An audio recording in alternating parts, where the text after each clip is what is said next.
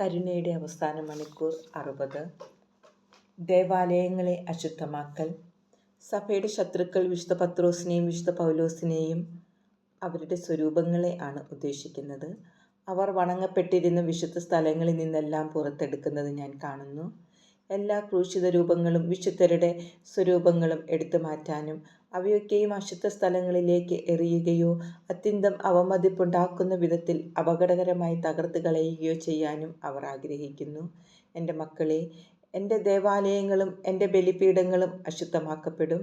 എൻ്റെ ശത്രുക്കൾ എൻ്റെ ക്രൂശിത രൂപങ്ങൾ അവരുടെ കാൽക്കീഴിലിട്ട് ചവിട്ടിമെതിക്കും. എൻ്റെ വിശുദ്ധരുടെ സ്വരൂപങ്ങൾ നിലത്ത് വലിച്ചെറിയപ്പെടും. എന്നെ ഏറ്റവും അധികം വേദനിപ്പിക്കുന്നത് എൻ്റെ വിശുദ്ധ ശുശ്രൂഷകരിലും അപ്പസ്തോലന്മാരിലും അനേകർക്ക് വിശ്വാസത്തെയോ എൻ്റെ സഭയുടെ മഹത്വത്തെയോ ഉയർത്തിപ്പിടിക്കാനുള്ള ധൈര്യം ഉണ്ടാകില്ല എന്ന വസ്തുതയാണ്. അത് ഇപ്പോൾ തന്നെ സംഭവിച്ചു കൊണ്ടിരിക്കുന്നു. എന്നാൽ അത് ഇനിയും കൂടുതൽ മോശമാകും എന്നും അറിയുക.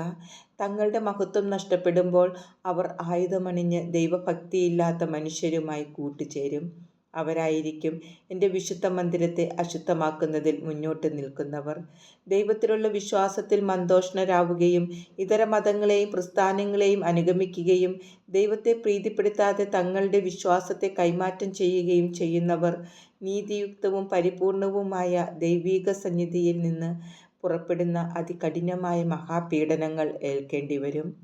വിശ്വാസം ഉപേക്ഷിച്ച് ഇതര മതങ്ങളെയും പ്രസ്ഥാനങ്ങളെയും ആധുനിക സിദ്ധാന്തങ്ങളെയും രാഷ്ട്രീയ പാർട്ടികളെയും ഭരണകൂടങ്ങളെയും പിൻഗമിക്കുന്നവരെ ദൈവത്തിൻ്റെയും സ്വർഗം മുഴുവൻ്റെയും ക്രോധം പിന്തുടരും.